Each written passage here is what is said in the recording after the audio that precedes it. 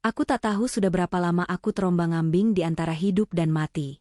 Angin menyapu pipiku yang dingin dan basah. Tubuhku lemas, terdampar di pasir kasar yang asing. Bukan Gaza, bukan Australia, bukan pula tanah yang kupahami. Tapi anehnya, ada damai dalam debur ombaknya. Seperti pelukan laut yang tak hendak menyakitiku lagi. Namaku Alia. Aku seorang anak Palestina. Dibesarkan di tengah suara dentum, tumbuh dengan doa-doa ibu yang tak pernah putus, dan bermimpi bukan untuk lari dari negeriku, tapi agar dunia bisa melihat luka kami, dengan mata yang lebih jernih, dengan hati yang lebih bersih. Tujuan kapalku adalah Australia. Bukan untuk hidup nyaman, tapi untuk bersuara dari luar. Untuk berkata pada dunia, kami manusia. Kami ingin hidup. Kami ingin damai. Namun badai mengamuk malam itu.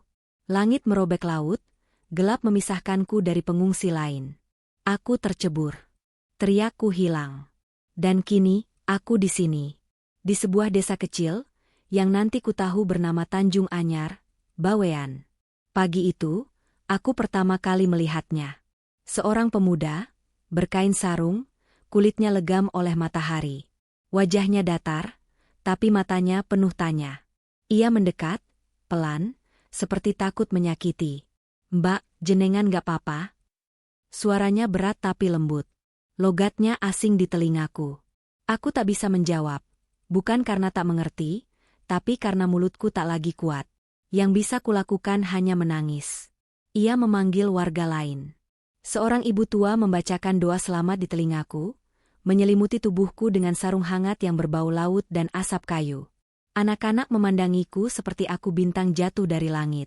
Mereka tak tahu, aku hanya pecahan dari tanah yang terluka. Hari-hari berlalu. Namanya Arif. Ia nelayan. Ia yang menolongku, memberiku makan, memberiku tanya, dan diam-diam memberiku harap. Alia, dari mana asalmu? Tanyanya suatu sore, saat kami duduk di bawah pohon kelapa yang tua, menghadap laut. Aku menatap cakrawala. Aku dari negeri yang tak diberi hak untuk damai. Tapi kami mencintainya lebih dari nyawa kami. Dia diam, lalu berkata, Palestina. Aku mengangguk, dan untuk pertama kalinya, aku menceritakan semuanya. Tentang rumahku yang rata dengan tanah. Tentang adikku yang hilang. Tentang cita-cita kecilku, menjadi suara di luar tembok. Dan ia mendengarkan. Bukan sebagai pahlawan, tapi sebagai manusia. Seorang anak nelayan Indonesia yang mengerti arti kehilangan. Karena ia juga pernah kehilangan ayahnya pada laut yang sama. Di surau kecil kampung itu, aku mendengar adzan yang lembut. Wangi kayu, aroma kelapa dan doa-doa warga menyatu dalam keheningan malam. Aku kembali menemukan Tuhan di sini. Bukan sebagai pelarian, tapi sebagai penenang. Aku tahu, ini bukan kebetulan. Laut tidak hanya membawaku ke pantai ini. Ia membawaku ke bagian lain dari perjuanganku. Dan disinilah kisahku dimulai. Di suatu malam yang hening, ketika surau telah sepi dan angin berbisik pelan dari arah laut, aku terbangun dari mimpi yang tak bisa kusebut indah. Bukan karena mimpi itu penuh warna, tapi karena ia membawa kembali warna yang telah hilang. Merahnya darah, abu-abu puing, dan putihnya kafan kecil yang kupeluk erat sebelum aku naik ke kapal itu. Namanya Sami. Adikku.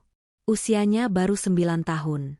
Dan kini, aku tak tahu apakah ia masih hidup, atau telah menjadi bagian dari tanah kami yang retak. Sejak malam itu, aku mulai bicara dalam tidurku. Mengigau dalam bahasa yang mereka tak mengerti. Arif duduk di ambang pintu, diam-diam menghafal setiap nama yang kusebut. Kadang, saat aku terjaga, ia hanya bertanya pelan. Kalau boleh tahu, siapa Sami itu?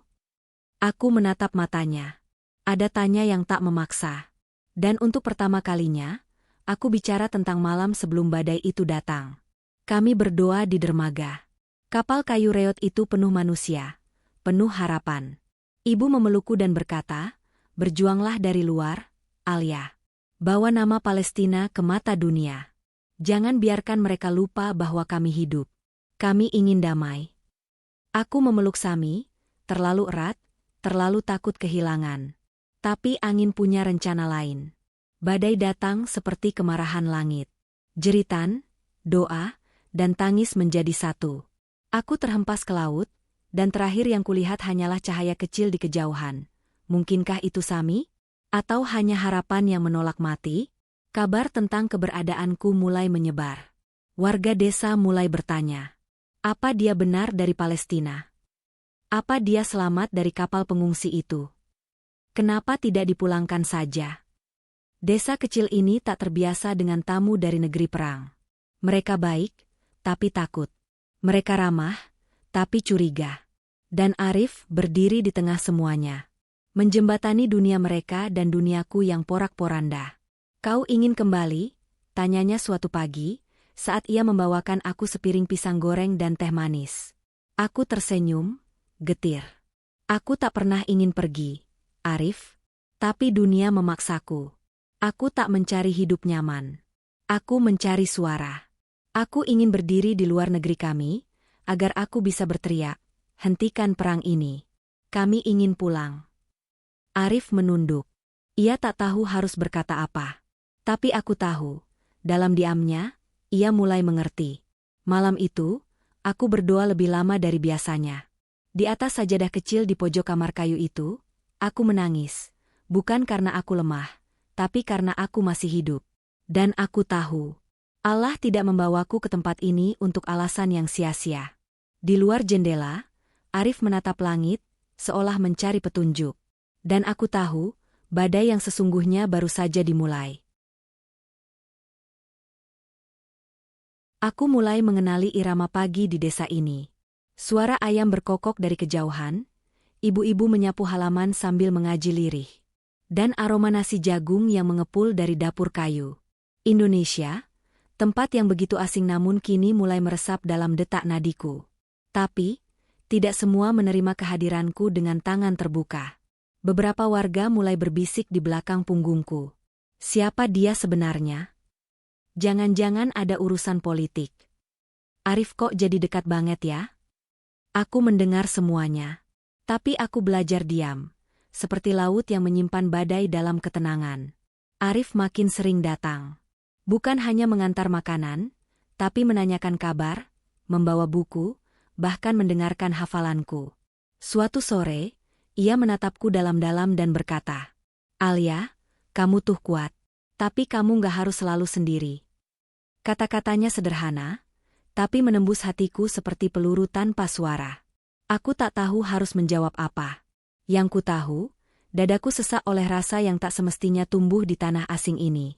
Tapi, bagaimana bisa cinta memilih tempat? Setiap malam, aku menulis. Di lembar-lembar kertas lusuh pemberian kepala desa, aku menulis surat untuk dunia. Dunia, dengarkan kami. Kami bukan serpihan berita. Kami manusia yang mencintai tanah kami lebih dari apapun. Tapi harus rela terdampar di tanah orang lain. Demi bisa berkata, tolong hentikan perang ini. Surat-surat itu kukumpulkan, tak tahu akan kukirim kemana. Tapi ketika kubacakan satu di hadapan Arif, ia hanya menatapku lama, lalu berbisik. Kalau aku bisa jadi suaramu, aku akan teriak sampai langit dengar. Hatiku berguncang. Namun, cinta dalam suasana seperti ini, bukan sekadar rasa. Ia adalah ujian. Suatu malam, Arif dimarahi ibunya. Nak, kamu kasihan sama dia atau kamu jatuh hati? Jangan lupakan asal-usulmu. Aku mendengarnya dari balik dinding bambu. Luka di hatiku kembali terbuka. Aku datang bukan untuk merusak. Aku datang karena laut tak memberiku pilihan. Dalam sujud-sujudku, aku terus bertanya. Ya Allah, jika cinta ini bagian dari jalan MU, kuatkan aku. Jika bukan, lapangkan dada kami untuk melepaskan. Dan pagi berikutnya, Arif tak datang. Aku tahu, badai di hatinya mungkin lebih kencang daripada yang kuhadapi di laut. Tapi anehnya, rindu itu tetap datang. Diam-diam. Pelan-pelan. Seperti ombak kecil yang tak pernah lelah menyentuh pantai. Matahari pagi masih lembut saat aku menyapu halaman musola kecil di samping rumah Bunyai. Udara masih harum oleh embun dan doa subuh. Kupikir hari ini akan seperti biasa. Namun rupanya, takdir kembali mengetuk, dengan suara yang lebih nyaring dari sebelumnya. Seorang wartawan datang siang itu. Berjaket biru, kamera tergantung di lehernya, dan selembar foto di tangannya. "Permisi, apakah benar ada seorang perempuan bernama Alia di sini?" Kepala desa menoleh padaku, dan aku tahu, waktuku bersembunyi sudah habis. Foto itu adalah aku. Rambutku basah, wajahku pucat, tubuhku dibaringkan di pantai. Mereka menemukan jejakku. Dunia menemukan aku. Berita menyebar cepat. Pengungsi Palestina selamat, terdampar di Bawean. Perempuan muda Palestina hidup, tapi keluarganya hilang. Warga datang silih berganti. Ada yang ingin menolong, ada yang ingin tahu. Ada pula yang hanya ingin membuktikan bahwa gosip itu benar. Aku merasa seperti burung kecil yang terjebak dalam sangkar emas. Indah dipandang, tapi tak bisa terbang kemana-mana. Arif datang sore harinya. Wajahnya cemas, langkahnya cepat. "Kamu nggak apa-apa?" Aku mengangguk, tapi tangisku pecah. Kenapa dunia baru peduli saat aku hampir mati? Arif tak menjawab. Ia hanya mendekapku dari jauh. Dengan doa, dengan tatapan, dengan keberadaan. Malam itu, kami duduk berdua di tepi laut. Gelombang kecil memecah sunyi. Bintang-bintang turun rendah, seolah ikut menyimak percakapan kami. "Kalau kamu harus pergi, aku bisa apa, Alia?" Tapi aku tak ingin pergi, hatiku sudah tertambat di sini. Ia menatapku dengan mata yang mulai basah. "Tapi hatimu tetap milik Palestina, kan?" Aku diam. Lalu kuletakkan tanganku di atas dadanya. Dan dengan suara nyaris berbisik, kuucap, "Hatiku milik Allah." Dan saat cinta tumbuh karenanya, ia tak pernah meninggalkan, hanya menemani dari jarak yang berbeda. Keesokan harinya, utusan dari lembaga internasional datang. "Alia, jika kamu mau, kami akan memulangkanmu ke wilayah perbatasan, atau membawamu ke Australia seperti niat awal." Aku menunduk. Inilah saatnya aku memilih. Antara cinta yang hadir dalam damai, atau perjuangan yang menuntut perpisahan. Di dalam kamar kecil yang menjadi tempatku berlindung selama ini, aku sujud lama sekali. Lalu kugenggam kertas berisi surat yang selama ini kutulis. Untuk dunia, dari gadis kecil yang masih percaya bahwa cinta bisa melawan perang. Aku tahu, pilihanku akan mengubah segalanya. Malam itu, aku memandangi wajah Arif saat kami duduk berdua di serambi mushola. Ia tak banyak bicara. Tangannya sibuk menggenggam tasbih, bibirnya bergetar dalam zikir yang hanya Allah yang tahu artinya. "Kalau kamu jadi pergi, kamu akan kembali ke Gaza?" Ia akhirnya bertanya, suara serak, seperti menahan badai di dada. Aku menggeleng pelan. "Gaza bukan tempat yang bisa kutuju sekarang. Aku akan dibawa ke kamp pengungsi di perbatasan Lebanon. Lalu ke Australia, jika Allah izinkan." Ia mengangguk. Tapi matanya tak bisa menyembunyikan pedihnya. Lalu ia berkata, kalimat yang tak akan pernah kulupa sepanjang hidupku. "Kalau begitu, aku tidak bisa membiarkanmu berjuang sendirian." Aku menoleh padanya. Air mataku sudah tak bisa kutahan. "Arif, apa maksudmu?" "Aku akan tetap di sini. Tapi aku akan bangun sesuatu. Dari desa kecil ini, dari laut ini, aku akan jadi suara yang kau butuhkan dari jauh. Aku akan bantu kamu. Kita akan bangun pergerakan itu bersama." Hatiku remuk, tapi juga penuh. Remuk karena tahu bahwa dunia kami akan terpisah oleh ribuan mil. Tapi penuh karena Allah menghadirkan seseorang yang memahami arti cinta dalam diam, dalam sujud, dan dalam niat yang tak pernah berkhianat. Di mushola kecil itu, kami sholat tahajud berdua, berjarak, tapi satu dalam tujuan. Dan dalam doa yang mengalir lirih dari bibirku malam itu, aku ucapkan, "Ya Allah, jika cinta ini Engkau restui, satukan kami dalam perjuangan. Jika tidak, jadikan cinta ini sebagai jalan menuju ridha MU." Esok paginya, aku pamit. Warga kampung mengantarku dengan haru. Bunyai memelukku erat, matanya merah. "Nak Alia, jangan lupakan desa ini. Kami doakan kamu, selalu."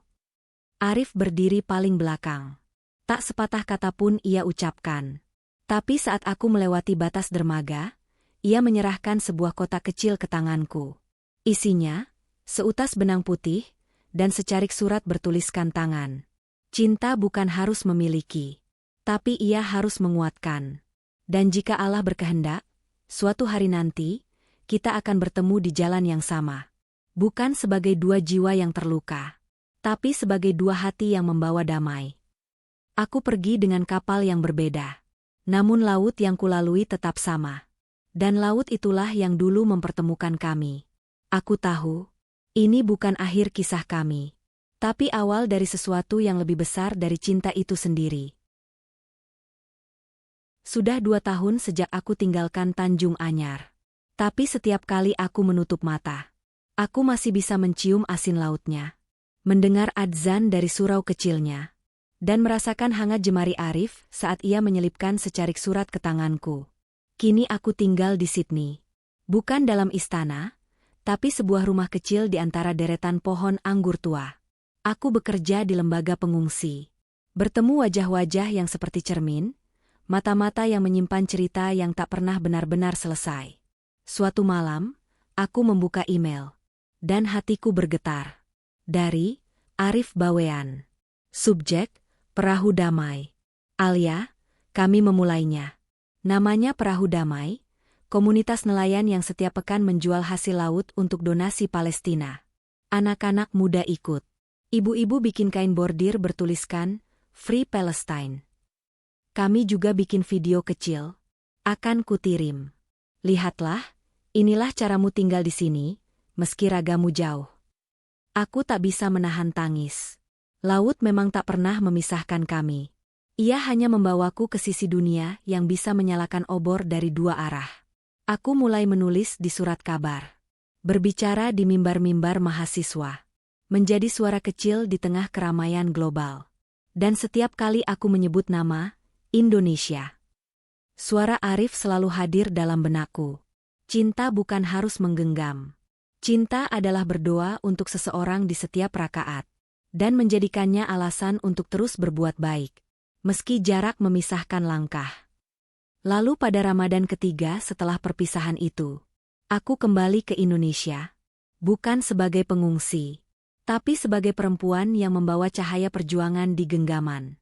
Di pelabuhan kecil itu, Arif sudah menunggu, wajahnya lebih dewasa. Matanya masih sama, teduh, namun kini penuh ketegasan. Kamu pulang. Aku pulang, jawabku, bukan untuk tinggal, tapi untuk memulai. Dan di malam Lailatul Hadar, di surau kecil Tanjung Anyar, kami menikah. Tak ada pesta mewah. Hanya zikir, doa, dan air mata bahagia dari warga yang kini kami sebut keluarga. Hari itu, angin bertiup pelan, seperti sedang mengaji di antara daun-daun kelapa. Langit Bawean bersih tanpa awan, seolah memberi ruang bagi cahaya Tuhan turun lebih dekat ke bumi. Aku dan Arif berdiri di hadapan sekelompok anak-anak desa, memegang peta dunia yang lusuh tapi penuh harap. Di pojok peta itu, kutunjukkan sebuah titik kecil bernama Gaza. Inilah tempat aku dilahirkan, kataku, dan inilah tempat cinta kami tumbuh, meski tanahnya retak oleh perang. Kami menamai gerakan itu, Cahaya dari Laut. Sebuah pergerakan kemanusiaan yang lahir dari sujud. Berjalan di antara jaring nelayan dan suara azan. Arif menulis buku kecil tentang perdamaian. Aku keliling Asia, berbicara di ruang-ruang yang dulunya sunyi terhadap luka kami. Kami menyatukan hasil bumi dan hasil hati. Batik bertuliskan, Free Palestine, dijual bersama hasil laut setiap Jumat. Uang dikumpulkan, dikirim. Dan lebih dari itu, kesadaran ditanam. Setiap malam, kami masih duduk di tepi pantai. Tempat aku dulu terdampar. Tempat Arif pertama kali mengulurkan tangan. Dan tempat cinta pertama kali menemukan jalannya pulang. Apa kamu pernah menyesal? Tanya Arif pelan, suatu malam. Aku tersenyum. Tidak. Karena aku tidak kehilangan tanah airku, aku hanya menanamnya di tempat yang lebih luas. Dan cinta? Aku menatapnya lama. Cinta ini bukan hanya untukmu, Arif. Tapi untuk semua yang terluka dan ingin hidup dalam damai. Cinta ini, jihad kecilku. Kini, nama kami dikenal bukan karena luka, tapi karena harapan. Alia dan Arif. Bukan pasangan biasa, tapi dua hati yang menyatu dalam cita. Menjadi jalan pulang bagi dunia yang sedang tersesat. Dan jika suatu hari nanti, anak-anak kami bertanya, bagaimana ayah dan ibu bertemu? Kami akan menjawab, di laut. Saat dunia ingin kami tenggelam, Tuhan justru membuat kami saling menyelamatkan. Dan dari cinta yang sederhana itu, kami membangun suara bagi mereka yang dibungkam. Kami membangun damai dari luka. Akhir kisah. Karena cinta yang lahir dari luka, bila ditanam dalam sujud dan dirawat oleh iman, akan tumbuh menjadi pohon yang buahnya adalah perdamaian.